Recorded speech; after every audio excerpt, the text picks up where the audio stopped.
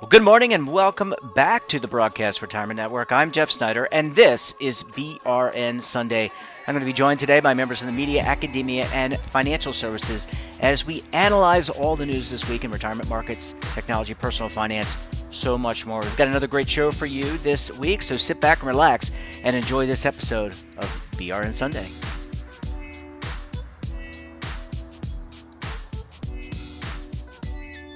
Let's kick things off with a look at personal finance. And joining us on the line, she is personal finance reporter for The Motley Fool, Miss Mari Backman. Mari, great to talk to you. Hope you had a great week. Jeff, thanks for having me as always. Yeah, decent week, not bad. We're winding along here in December. Yeah, I think a lot of people are, I talk to people, and I know we want to talk about end of year spending and debt management, but just real quick, I think, I talk to a lot of people, and, we really can't go anywhere.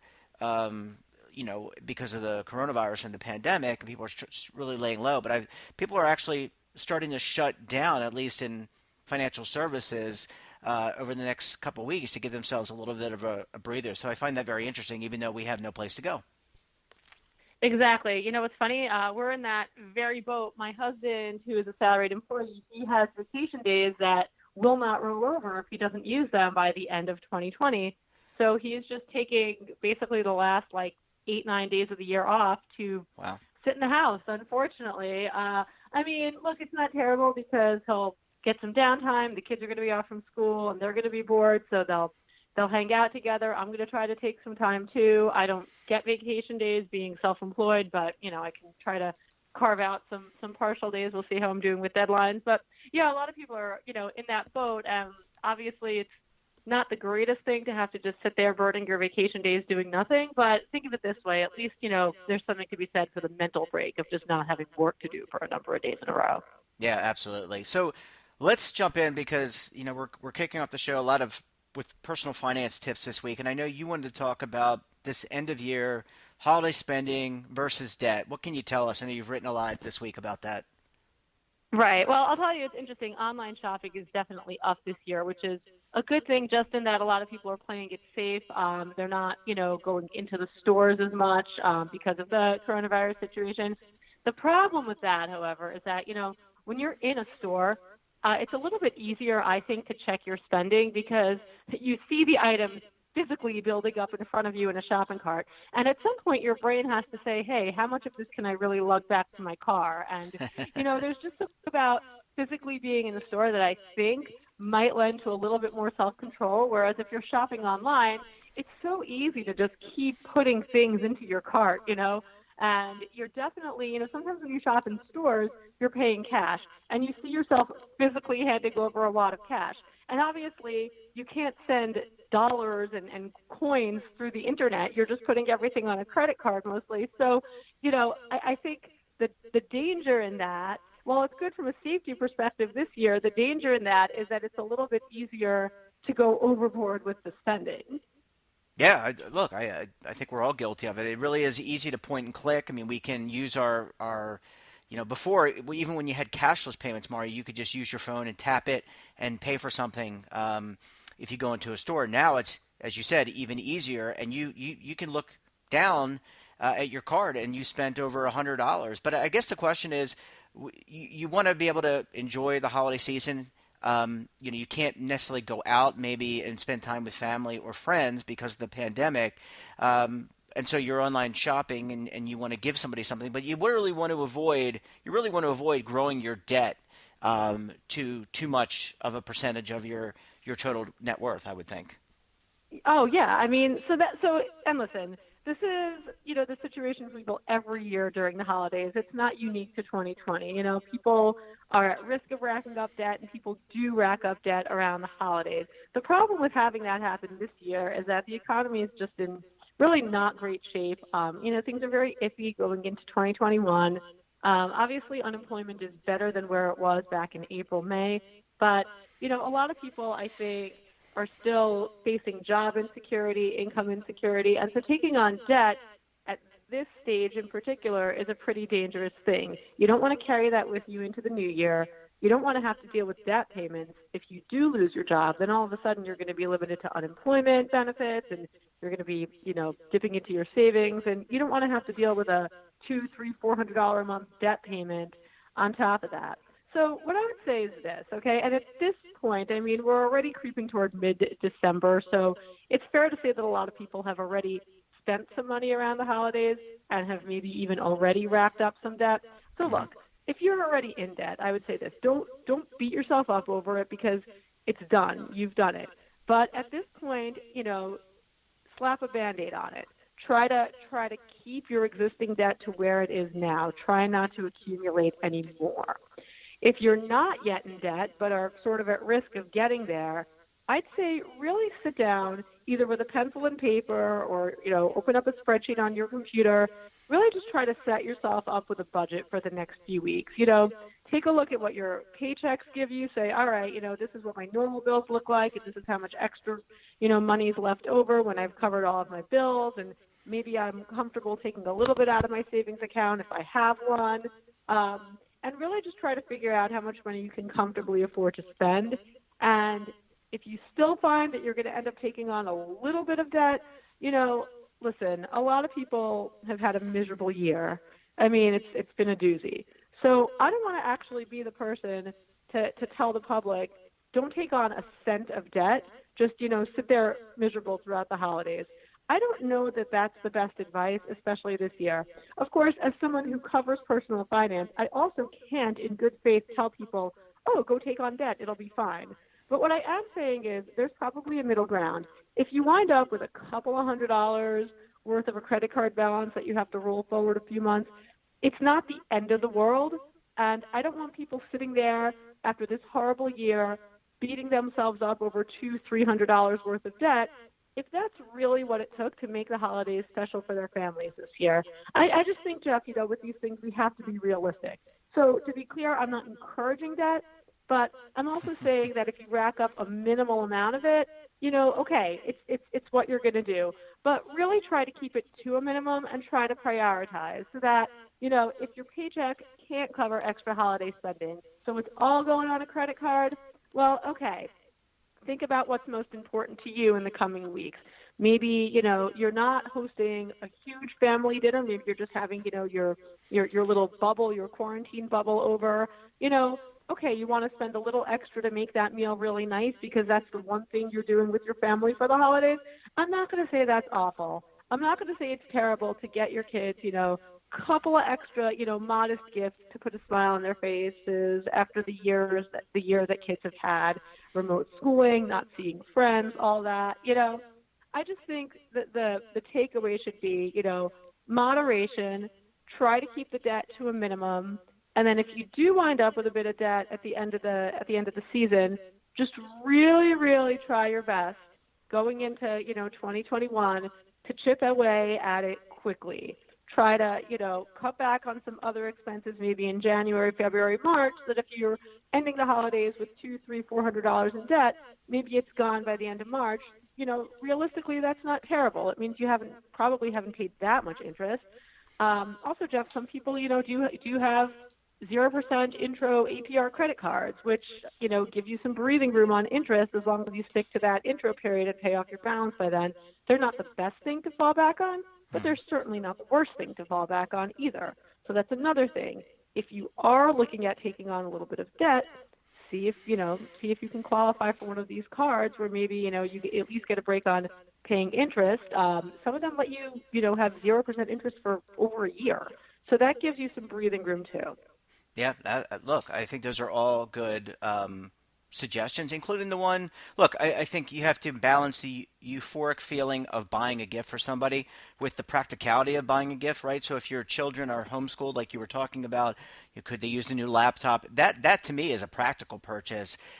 Talking with your former colleague Dan Klein, I mean, I think a lot of people are going out this year and buying gifts that are a lot more practical. If you need new clothing, if you need new underwear, things like that. I mean, those aren't fun gifts if you're a kid. I always put Yeah, aside. I was going I to mean, say, you remember Jeff, putting aside. You remember putting aside those presents. Oh, it's clothing from Macy's or something, right? And you wanted the toy. But I think you can have a uh, balance. Things that are practical. A new laptop could be used for school and gaming, right? I mean, there's lots of things that you can do, but all really great suggestions, Mari. I think that we're going to be talking about debt and debt management past Christmas this year and into 2021. Yeah, I think so. I mean, it happens again. It happens every year when people come up with the holidays. That we can certainly talk on a future show about some more specific strategies for paying that debt off. But exactly, I think I think every year the approach should really be moderation. But I have to be honest, this year in particular, maybe I'm a little bit more inclined, even as a personal finance person, to bend the rules.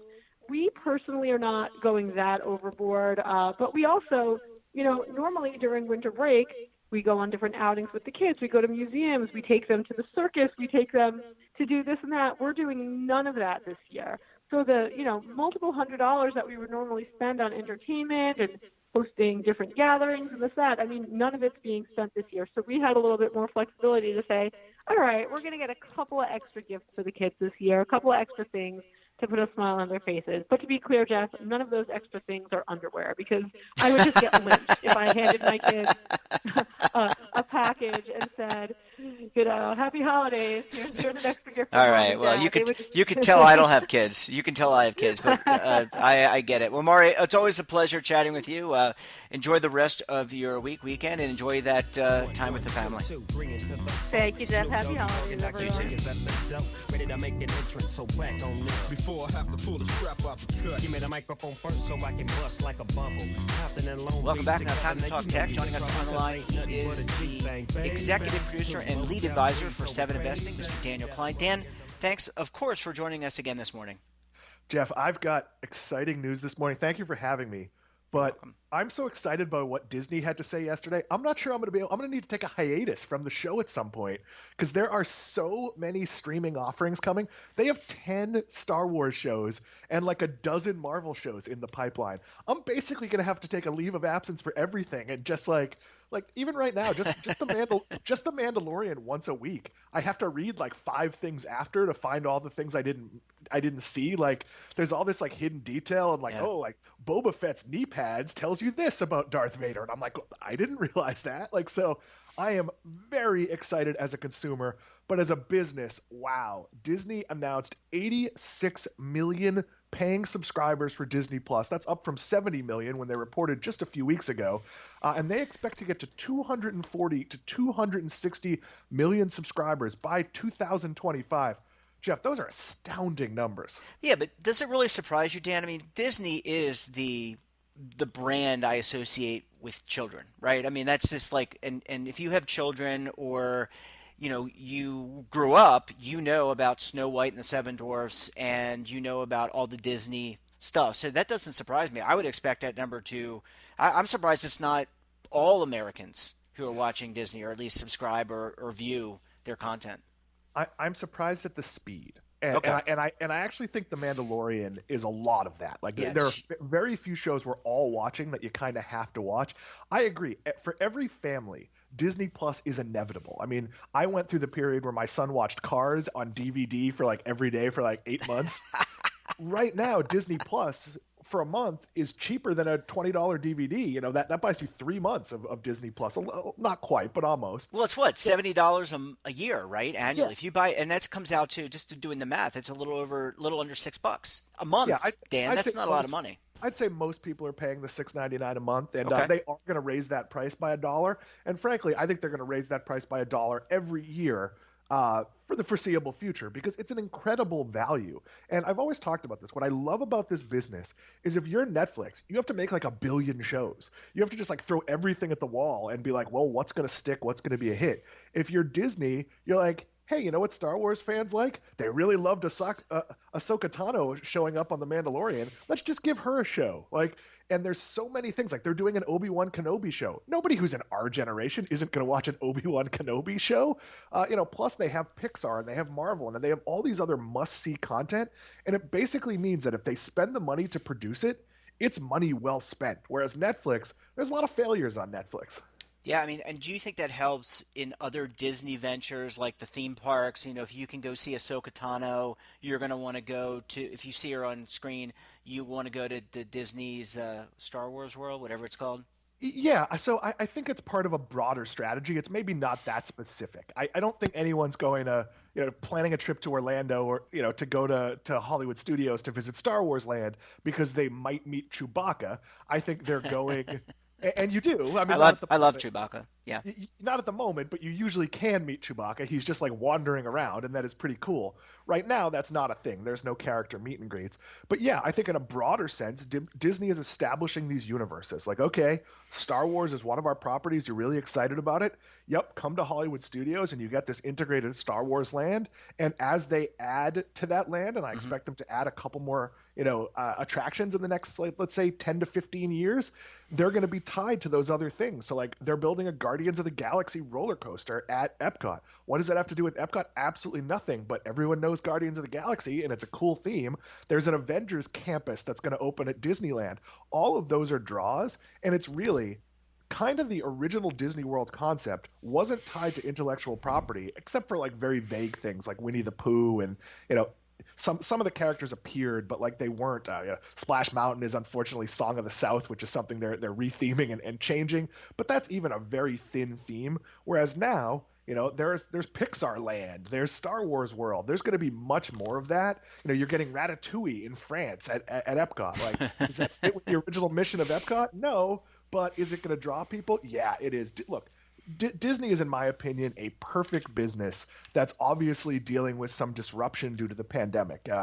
Theme parks here in Florida operating at 35% capacity doesn't feel like only that to me. I've been there, but people aren't staying in the hotels. They're not spending as much money on food because it's a little trickier to do. Obviously, the movie business is shut down at the Hmm. moment for the most part, but they're taking more of their movies and putting them on Disney Plus, and that's going to help. Look, when they get to that 250 million subscriptions, I can't do that math that quickly, but let's say they clear $5 on every $6 subscription.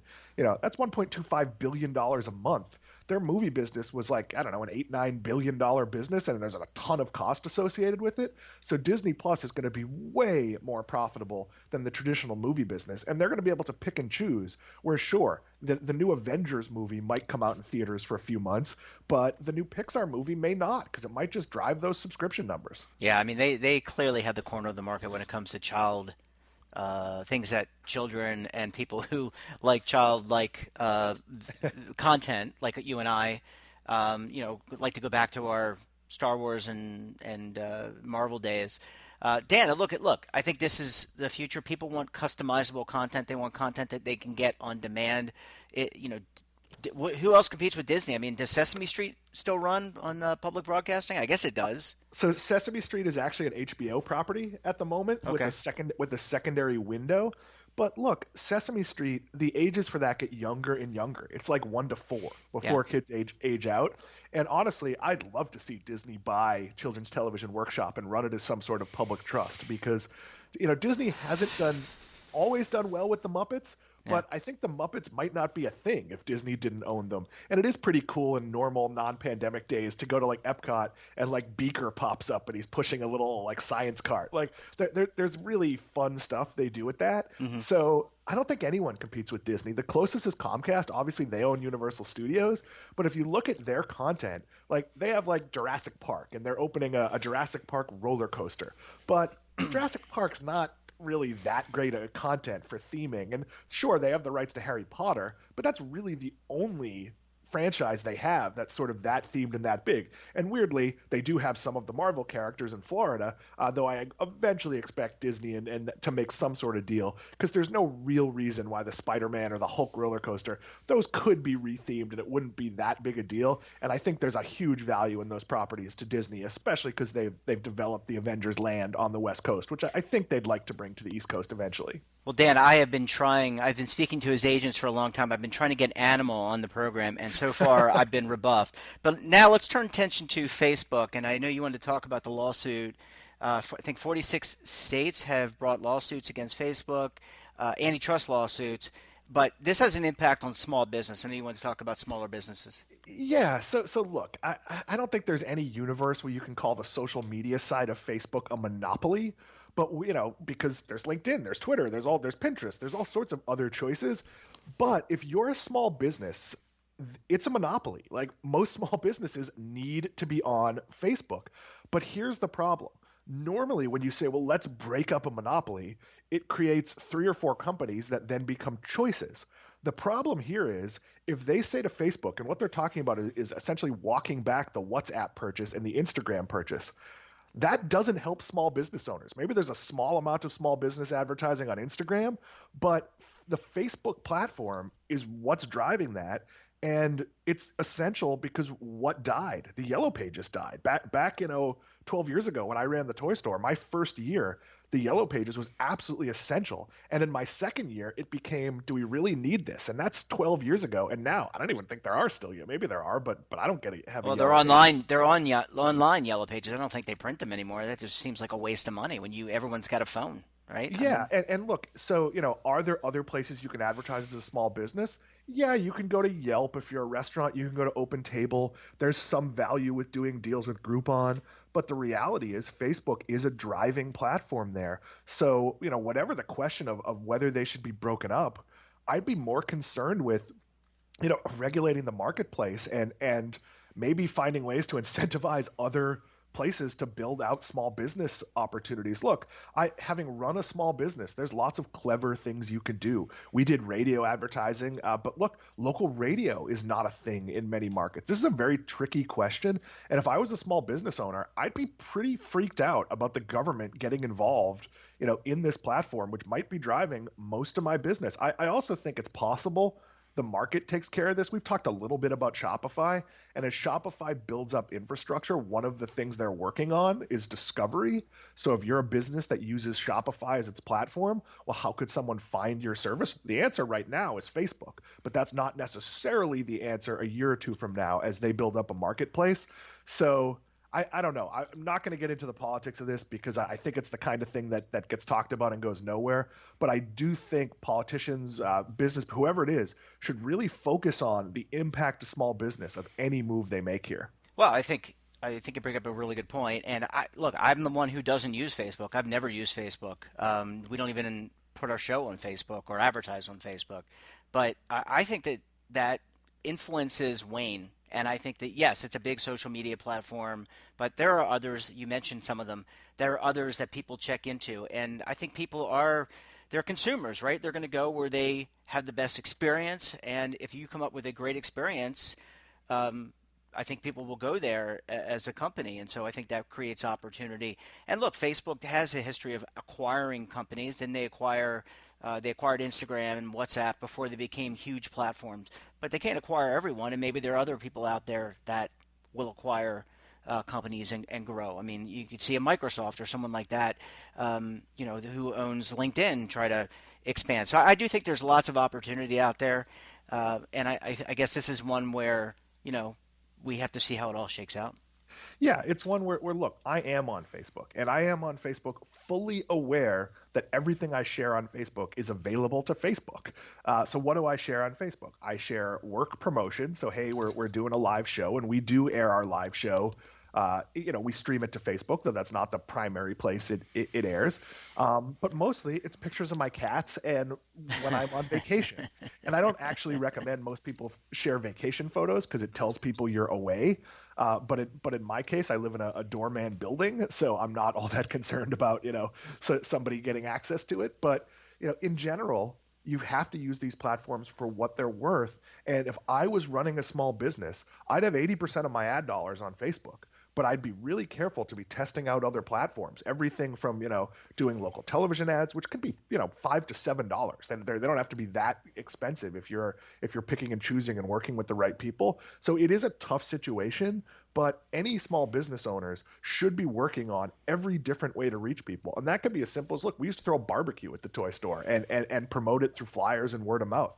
We had a deal with a lot of other like-minded businesses, like the guy who owned the bird store and things like that, where we had flyers and coupons. And you have to get creative. You don't want to be reliant on Facebook, but you also never wanted to be reliant on local radio or local television or the newspaper, any of those mediums back when they were a thing. So a lot of this business owners should be dealing with aggressively right now because change might come and you want to be ready for that change. Yeah, you're right. Diversification. It applies in investing. It also applies in other aspects of our lives, including skills, but also advertising. Dan, always a pleasure chatting with you. Great topics this week. I'm going to be tuning into The Mandalorian a little bit later this weekend. I heard it was a good episode, and look forward to seeing you back on Tuesday morning. I'll see you Tuesday morning, Jeff. Thanks, Dan. Bye-bye. Doggy Dogg and Dr. Dre is at the dope, ready to make an entrance, so back on up. Before I have to pull the strap out the cut, give me the microphone first so I can bust like a bubble. Compton and Long Beach together. Welcome back. Now time to take a look at social media trends. Joining us on the line, Devon Banerjee, a senior financial services editor for LinkedIn. And as you all know from tuning into this podcast and on our television show, he is also the editor of the This Week in Finance newsletter, which of course you can find on that same aforementioned LinkedIn site. Devon, great to have you again this morning. Thanks for joining us. Absolutely, Jeff. Always good to chat with you. I'm trying to figure out who's got the longer intro. It might be you or it may be the Legal Eagles, because I have a whole intro too. But it's let me tell you, it's both are well deserved. So Devon, it's our last podcast for the show with you, because you're going to be taking some time off to relax and recuperate from the year. But what's top of mind this week for you? Yeah, absolutely, Jeff. Because it's the last time this year that we'll be speaking. Of course, I'll be back in force in January.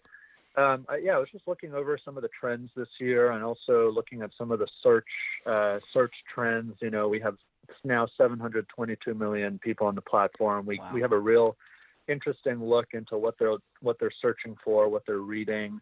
And so looking here in the U.S., where we have about 175 million members, right now, toward the end of this year, entering the holiday season, which is normally a festive time, unfortunately, some of the most popular items are some of these work and labor and economic trends that you and I often talk about. So on December 26th, later this month, that expanded unemployment insurance expires across most states.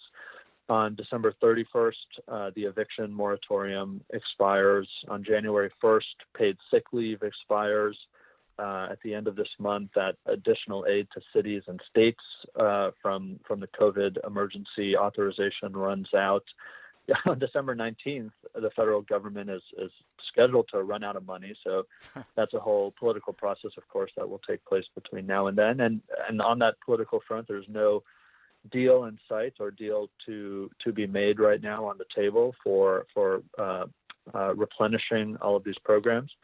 There was some good news that we saw a lot of traction on the platform, which is related to federal student loans. The borrowers of those loans have been granted an extra bit of relief by the Department of Education, which announced on December 4th, about a week ago, that it would extend its freeze on collecting interest and payments for another month to January 31st from December 31st. This is the latest extension, I think the second extension since March. And so some good news there. But Jeff, this is what people are reading about as we enter this holiday season, which, as I said, is a bit different from previous holiday seasons. And of course, it coincides with the surge of the virus, the pandemic, which is the underlying root cause of many of these things we're talking about. Last week, well, actually 2 weeks ago, the week ending December 4th, we're recording this on Friday, it's going to air on Sunday, of course. But the week ending December 4th, we did see jobless claims jump quite a bit, the most in several months. Now, of course, that's the week following the Thanksgiving holiday, which historically has a little bit of volatility in claims, but it did surge almost 20% that week to about 853,000. And in addition, the number of continuing claims, people continuing to seek that assistance, also jumped by about 230,000 to 5.76 million.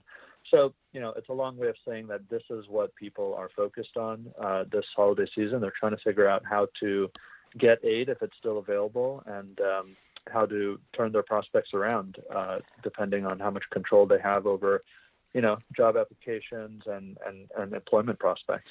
And Devon, any sense from the readers / commenters on we've been hearing, so they pushed out they voted to push out this government shutdown. for a week. I guess it gives them a little bit more time to negotiate. But any sense from readers as to whether or not the benefits could be extended? I know we've been waiting with bated breath since the summer to get a bill. And I know one was proposed, or there are some discussions happening. I mean, are we any closer based on what you're hearing from the over 150 million people that you're on the platform? Yeah.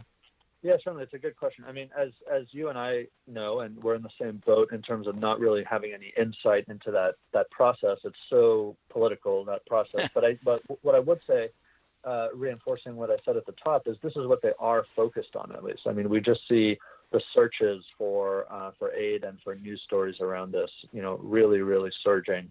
And so it goes to show, and as it relates to, government funding, I mean, people, yes, of course, they care about funding for, local services and their municipalities, but really what they care about, Jeff, is their own pockets and their own wallets right now. So yeah.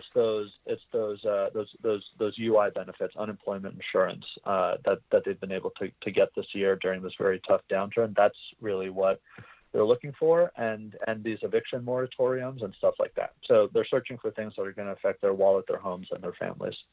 Makes a lot of sense. Yeah. And then also, since it's the end of the year, of course, we talked about this on the network, which is our big ideas for 2021. So on the network, we touched about some of those in finance and economy, as well as some geopolitical ones, one related to China, another one related to surging entrepreneurialism. I'll just mention a couple others. There are 24 in total. You can find them on the profile of my colleague Scott Ulster. But a couple others that you and I have not touched on yet, Jeff. So our top one was, yes, we'll have a vaccine, but no, it will not let us out of social distancing. So a lot of the experts we interviewed and did reporting with on that said, yes, the vaccine will come, but the rollout will probably take longer than expected. And there's little political appetite for more lockdowns. There's this collective stir craziness, and most importantly, cases will spike cases will definitely spike before the vaccine is available. We're seeing that right now, but maybe even after a vaccine is available. As you've heard, and many of you have read, the vaccines are 2 shots separated by several weeks. And there's some concern among public health professionals about tracking, who is vaccinated and who gets both shots after you get one shot. We don't want people forgetting about that second shot. So anyway, those are a lot of concerns. So we're not off the hook, basically, is that big idea. Another one that's really important to anyone who works in big companies and in offices is, for many workers, the 9 to 5 as we know it will become what people are calling a 3-2-2, which is maybe 3 days in the office, 2 days remote, and then, of course, 2 days off on the weekend. A lot of companies are embracing this idea, and that has a lot of implications, some good implications for,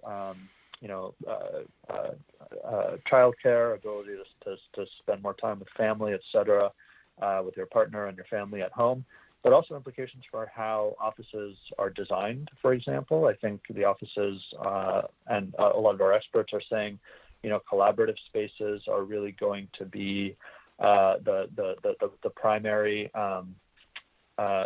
concern, turning office space into more collaborative spaces.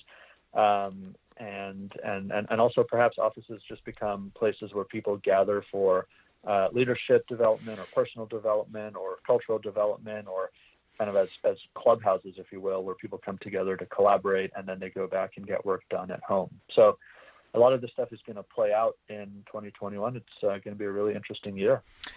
Yeah, I think we're not through everything yet, but I we need to end on a positive note here, and I think that we are seeing some light at the end of the tunnel. I'm not saying that you were negative, but I'm just saying, give people a little bit of encouragement that I think that there's light at the end of the tunnel, right? We have a vaccine. They have begun, administering it in the UK. We've seen that, and I think they're going to start here in the US. That's positive. So they have a way to counteract this virus and stop the spread, but it's still inherent on us to socially distance and follow those rules until we get the all clear. When that is, we don't know.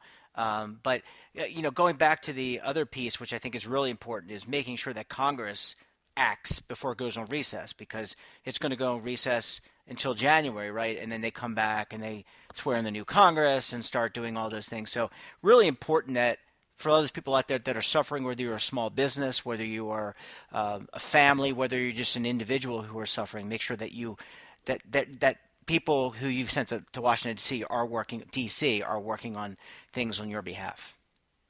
Yeah, absolutely. Yeah, and on the note of a positive note, I'll mention one more of our big ideas, which really, when I think about it this year in terms of overall business and corporate strategy, we've talked so much about the acceleration of trends that are digital and trends in technology. So my colleague Jesse Hempel wrote this big idea for us, which is that the must-have technology going forward is going to be anything that makes us safer, healthier, and more productive. And so, installing on airplanes electrostatic sprayers, or the boom of air purifiers, or health on our smartphones. Many of us a couple of days ago got the alert on our iPhones about installing Bluetooth contact tracing.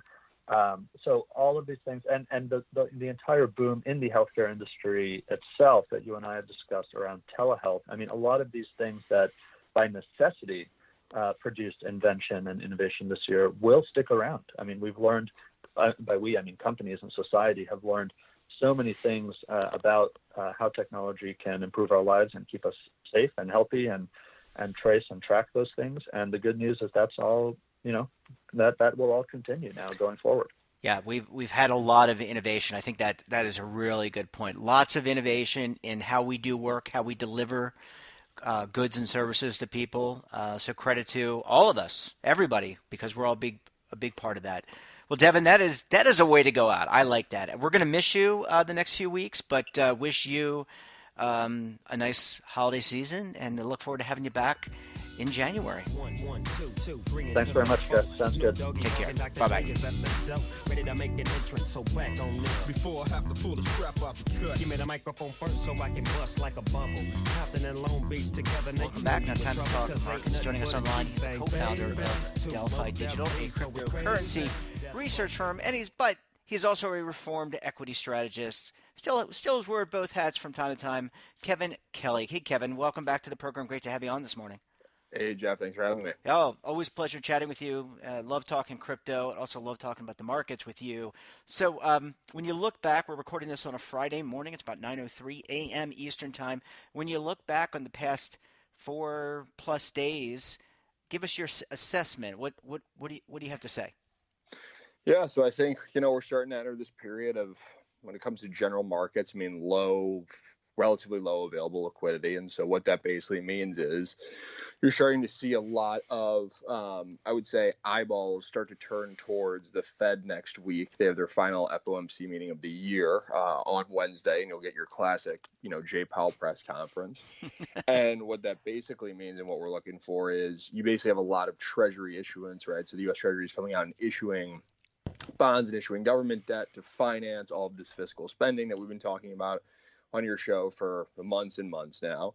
And you have the Fed, on the other hand, that isn't the amount of asset purchases or bonds that they're buying from the market. It's not quite enough, at least in our opinion, to really kind of juice, I think, not only markets, but really, juice available liquidity out there. And so the long story short, the big thing that we're watching for next week is that Fed FOMC meeting, last one of the year. Usually those tend to be nothing burgers, what we like to call nothing burgers, where there's not really any headlines. They're almost kind of a formality, but given the current state of markets, I think the FOMC meeting next week is going to have, a larger than average audience, just because, again, the market's in a bit of a fragile place, and people are going to be looking to see if the Fed comes out and tries to surprise the market and increase those asset purchases. Now, what I will caveat with is, if you're just looking at markets in general, it seems as though there's a bit of some type of announcement being priced in. And we saw actually this week, I believe it was yesterday morning,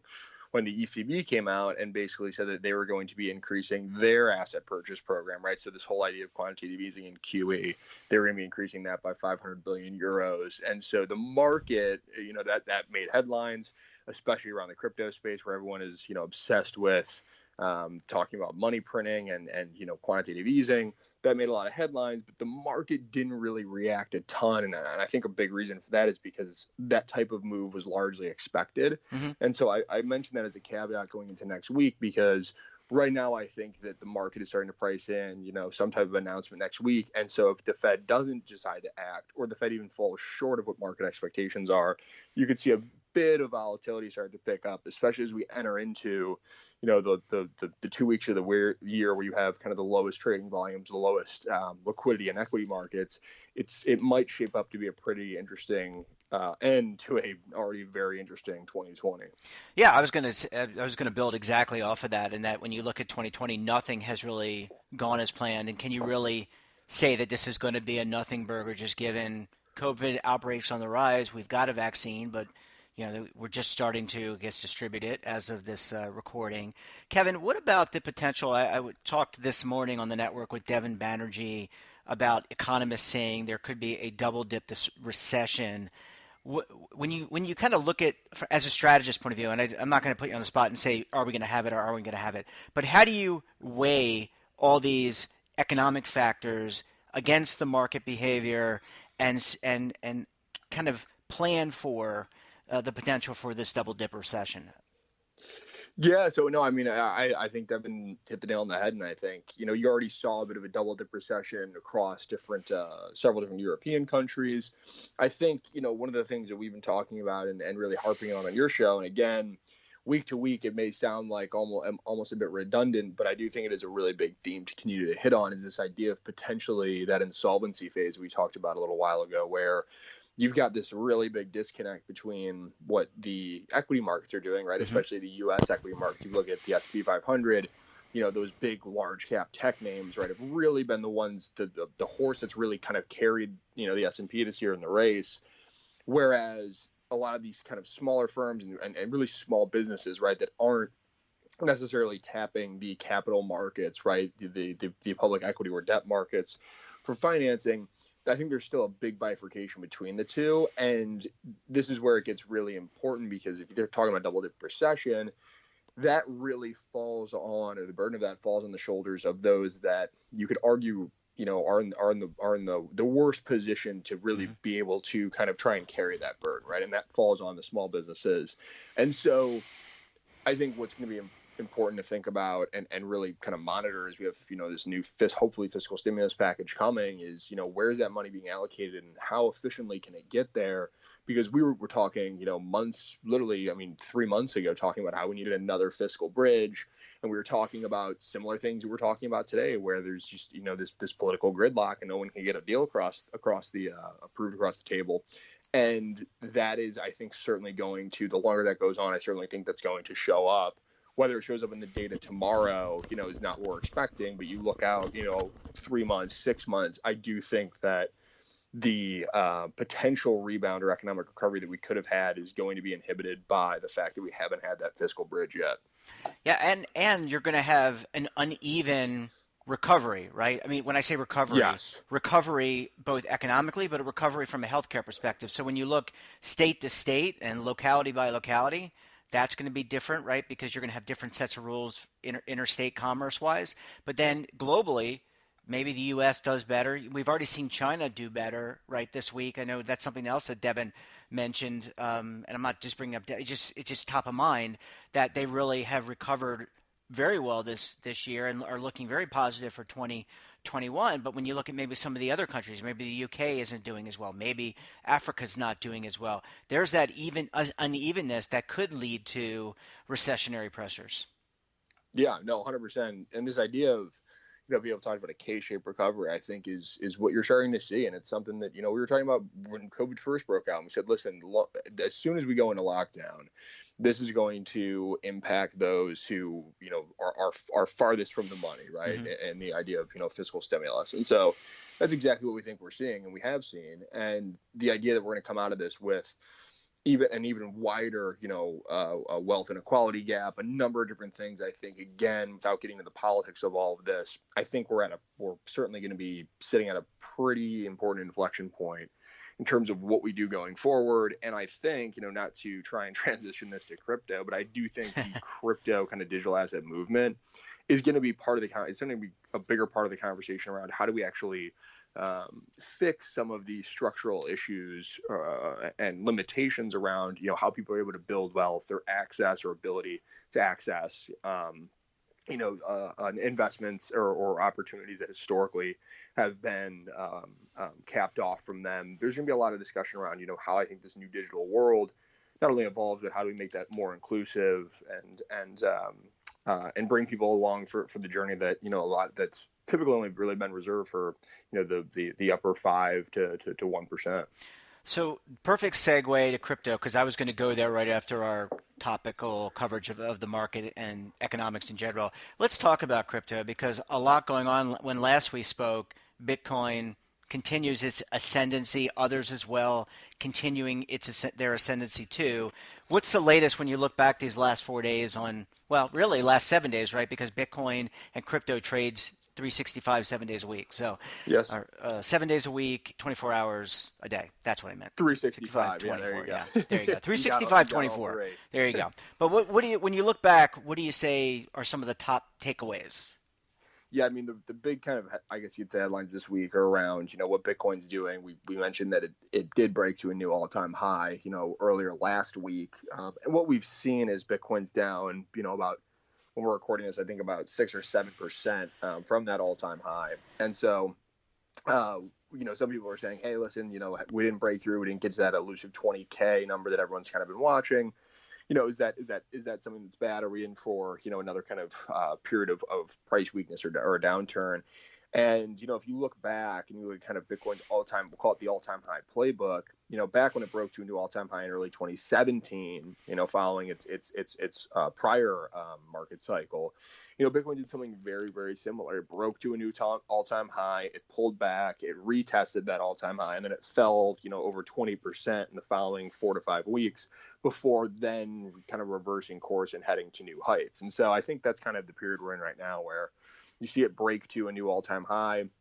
You certainly have some profit taking there because Bitcoin had a pretty tremendous run up heading into that all-time high. Yep. Now you've got some capital, I think, shifting out of some people who were maybe a bit more speculative. Now you've got some longer term holders that are coming in to this market and buying up Bitcoin. So Bitcoin's certainly changing hands right now. But I think if you just look back at the playbook, it's really kind of playing out exactly how you would expect. Now, Kevin, I read the press releases every morning, and I saw that MassMutual last night dropped a press release that said that they bought over $100 million worth of Bitcoin. And, you've talked about institutional adoption, the fact that there are pensions that are invested in Bitcoin, whether it be through a fund or a fund of funds, some type of, but what does this signal to you? MassMutual is not a unknown or young insurance company, right? They're 170 years old. They've been around. They're owned by their policyholders. So it really is. What does it say that they have taken a stake in their general account in Bitcoin for $100 million? That's not a lot. That's not a small chunk of change. No, it's not a small chunk of change. And again, it certainly makes for a fantastic headline for all the crypto enthusiasts. I think it's funny. A quick aside. Every time I feel like I refresh my Twitter feed, if something breaks like that, you see just nonstop Wall Street Journal article posts, and it's probably a function of who I follow. But everyone just kind of gravitates towards these themes and these headlines, and it's for good reason, right? To your point, it's a huge kind of milestone. It's another milestone. We've seen, I think, an acceleration in the amount of kind of large announcements around these really traditional, Wall Street firms, and now you've got some insurance giants coming in and taking positions. And when you think about how somebody like a MassMutual is evaluating the different potential assets or securities to be involved with, the fact that Bitcoin is now kind of broken through the threshold of what's investable, right, quote unquote, I certainly think again is just another testament to Bitcoin not going anywhere, and if anything, leading to slowly but surely that broader or mass adoption that we've been talking about and waiting to see for years now. We always expected this to happen in stages, and this is kind of exactly how you would imagine it to play out, or you would hope it would play out. Yeah, I certainly think that signals a lot to the marketplace, and I wonder if other insurers who are looking for ways to diversify their general accounts, and just for the audience, a general account backs all the liabilities. So if you have an insurance policy, if you have a variable annuity, those backings, those guarantees are all backed by this insurance general account. Well, Kevin, we're going to have to leave it there. We could go on for hours, but people who really want to learn as much as crypto can certainly go to the DelphiDigital.com website. Check it out. Kevin and the team do a ton of research. Kevin, as always, pleasure speaking with you. And you know what? You're back on this program on Monday. So if you want more Kevin, go to his site, but you can also tune in tomorrow to hear more about Kevin. Hear more from Kevin and more about Kevin. Looking forward to it. All right, buddy. Have a great weekend, and we'll talk to you again on Monday. You too, Jeff. Have a good one. Thank you.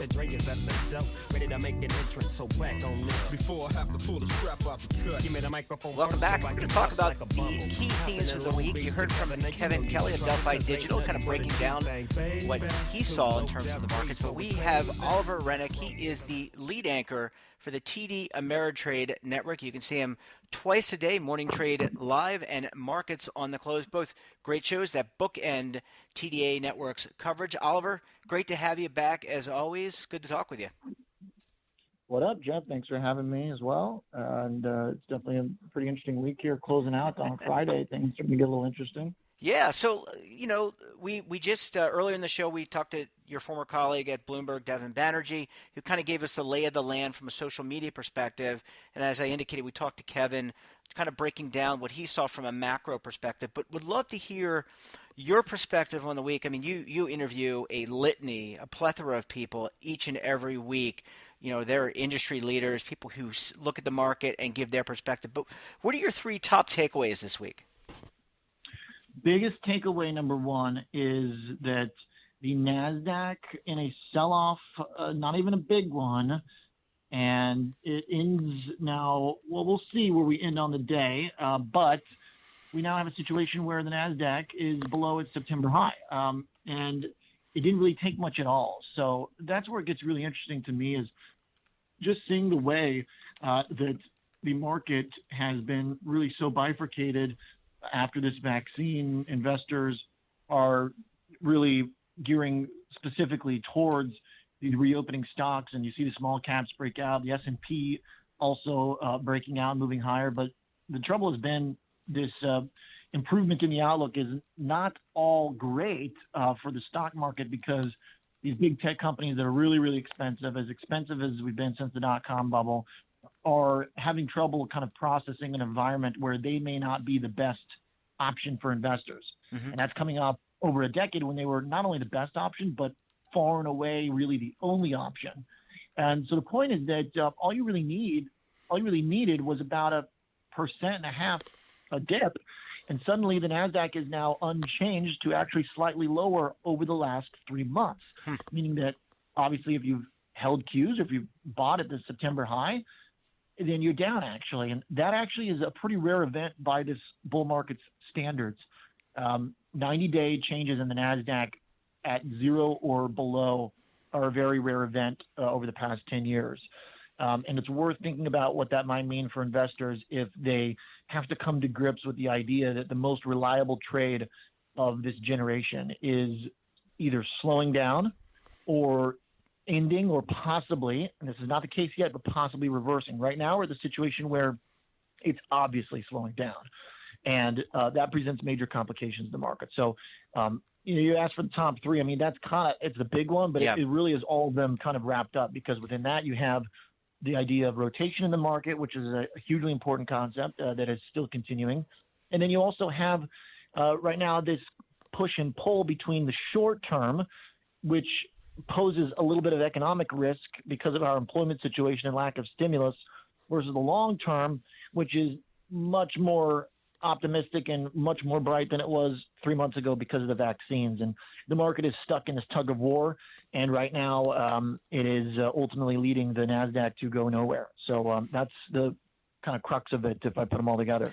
Yeah, I mean, and we've talked about earlier on in the show. We talked about we have the FOMC meeting, I think, coming up next week. So it's kind of the last meeting of the year, and usually it's a nothing burger, right? But I would suspect that we would get some commentary that, in terms of the economic health of the country, and maybe what we could expect in 2021, because I think a lot of economists, and be interested to get your feedback, have said, hey, we're a little concerned about a double dip recession here.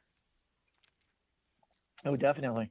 I did the 2021 outlook with our team at Schwab this week, and their main point is basically that a double dip is very possible and a short-term risk, but that the long-term one is positive. So with that short-term context, it's a possibility that the Fed may say something more than they've said. So what they've said so far is that they're basically on cruise control and that policymakers need to pick up the baton and run with it. But as we know, policymakers are kind of fumbling the baton a little bit and not doing what Jay Powell has said that they need to do. Now, the question is, and it's a really astute question that you ask, is, well, are they going to do anything about that at the next meeting? The things that they could do besides change their language, that a few of my guests and a few signs in the market point to maybe investors are thinking about this, is that they could change the rate at which they're buying bonds and the duration that they're buying bonds in terms of which ones they buy. They could buy longer-term bonds to prevent yields from climbing. Now, the other side of the argument is that, well, yields are climbing, but they're not even at 1% still. So why do we need to start trying to keep them under control? And that's most likely going to be the case where the Fed doesn't add anything to their existing programs or treat them in such a way to be more accommodating. But I do think it is a really important question worth asking. And my opinion is that there is a bit of a whisper building that could happen. Yeah. Well, I mean, you bring up a good point. I mean, Jay Powell has said we need more stimulus or keep the stimulus going in order to keep the continue to breathe good health into the economy. Yeah. And we've seen these COVID restrictions, these COVID cases spike, even though we have a vaccine. There's still some lockdowns in some parts of the country, major cities, some states where that have high cases. So clearly something is needed, and I guess. This kind of, I hate the fact that we have to look towards Washington, D.C. to kind of, quote unquote, bail us out, but it looks like we're going to be relying on them, at least in the short term, to kind of breathe some more life into this economy, either in 2020 or 2021. I hope they do not go on recess until January, not passing something. That would be, like, in my opinion, not yours or the show's, a derelict of duty. Yeah, and it may be the case that happens, and if Jay Powell feels that that's going to happen, then he may take matters in his own hands and add something into the market. So I don't think they necessarily need to or are going to, but I think the whisper might be strong enough now that if they don't, you might see response in markets, and that response could be yields higher, possibly stocks lower, if Powell doesn't say anything. So normally if you think that nothing's going to happen and he doesn't say anything, then that shouldn't make a difference for the market. But we'll test my view. If there's been a whisper and they don't do anything, then that's probably bond negative and possibly stocks negative. Yeah. Well, so what do you expect going into next week and the week thereafter? Will we have, is that typically a slower time for the market? Just want to get, in terms of volume, are things kind of winding down? People, I don't know where people are going to go on vacation, by the way, but people tend to take off, and is that what you would expect going into next week and into the holidays? I don't know. If you would think so. Generally, that's kind of the rule of thumb, but travel we know is going to be more limited, and the market is at a very interesting precipice right now. Where it does look like it needs to move. It either really needs to break out or it might need to break down. I don't personally kind of see a high probability of maybe longer term kind of a range bound market, but it seems in this moment there's either going to be a huge relief and excitement about the virus being beaten, or we're going to see maybe some further unwind. So I'm not sure. We might have higher than expected and higher than average volumes this holiday season. Well, I don't know what people are going to be doing, because you really can't visit anyone, but maybe they can Maybe they're going to just take time off and watch The Mandalorian on Disney Plus. I don't know. Oliver, it's always a pleasure chatting with you. Really appreciate your analysis and you stepping out from the studio to spend a couple minutes with us and give us an insight on what you're seeing. Enjoy the rest of your week, and we'll talk to you again very soon. Absolutely. Thanks, Jeff. Bye-bye. Bring it to the foe. Snoop Doggy Dogg and Dr. Dre is at the door. Ready to make an entrance, so back on it. Before I have to pull the strap out the cut. Give me the microphone first so I can bust like a bum. Welcome back, and now we're going to take a look at what's happening or what may not be happening on Capitol Hill. And joining me, they're better known as the Legal Eagles, and they're some of the hardest working individuals in the retirement and financial services industry. David Levine, Kevin Walsh. Both are principals with Groom Law Group, an employee benefits law firm based in Washington, D.C. Gentlemen, great to talk with you. Great to have you back on the program. Jeff, thanks so much for having us. One starting point for this week, I am sad to say that unfortunately my prophecy that we're not going to have a stimulus bill seems to still be true at this moment. I would really, really like to be wrong, because that's rather grinchy of me to say that. That we're not going to get a bill, and I think a lot of people are hoping for it. So maybe by the time we record next week, we might have better news to share. But Kevin, what lumps of coal or gifts and stockings do you think that the regulators might be leaving for us before Christmas? Yeah, so in my family, we've always been saying, have a regulatory Christmas, and I think this year is going to be a particularly regulatory one. Sorry. With treetops shimmering and regulations glittering underneath the tree. And so the reason that we speculate this is that there's two big rules left for the Labor Department to try to get done before the transition that they've said they're going to try to get done. One is a new rule that relates to how plan fiduciaries vote proxies. And this rule, the proxy voting rule, will probably be out at the beginning of this week. So in the regulatory process, it's got to get interagency review. It's got to get signed off by the White House. Essentially, that sign off by the White House, it's like wrapping the regulation up in wrapping paper in a bow. And now, Kevin, is there a card on that package as well? Is there like a love note on it too? Well, I think it's two plan fiduciaries. Okay, there we go. But it's all wrapped up and ready to be unwrapped. So it will probably be published in the Federal Register sometime in the next few days. The other rule, and this is a rule that it's under review as well, is there's this exemption related to investment advice for workers and retirees. And this rule it's a very complicated rule in the sense that it's following a long and torturous rulemaking process where if we go back to even 2010, folks have been trying to figure out what standard of care should be applied when when financial professionals make rollover recommendations to individuals. And there's been a whole lot of tinkering. It's a bit of an island of misfit toys style rule, where there's a 2010 proposal, a 2012 proposal, a 2015 proposal, a 2016 proposal, another proposal earlier this year. Now all those proposals are going to be on the island of misfit toys at this point. And this 2020 proposal, it's in final form. It's under final review, and it's likely to come out in the next 2 weeks. Could the 2020 proposal, the final rule, also end up on the island of misfit toys? It could. We're going to have to see what it looks like and what the Biden administration wants to do with it. But it's going to be out, and it's something that everyone's going to want to know about. Although, in the long run, this could end up on the island of fiduciary toys. The island of fiduciary toys. The island of fiduciary toys. I'm sorry, I didn't mean to interrupt you, Kevin. I just had never heard of that term, but it's a new one. It's right up there with the Legal Eagles. Well, I'm just keeping with the Christmas theme. It's the elf dentist. Well, Kevin, what I was really hoping for was a benefits advent calendar. With each day I open it and I get something interesting. Well, I think there's a whole lot of things that we could still get. I think when we look at the weeks ahead. And we look at the CARES Act legislation even, there's a number of those provisions that sunset, related to hardship distributions and whatnot, that I hope we would see before the end of the year. But those are the two big ones. David, do you have any comments on them? I do. Well, I think there's a couple other things out there to be watching for. In looking in my stocking, one that comes to mind is as I look inside, I see a big hole for things as it relates to MEPs and PEPs as it relates to the one bad apple rule. The IRS has it on its rulemaking list. When will we see it? I'm not sure we'll get it for Christmas, but you never know.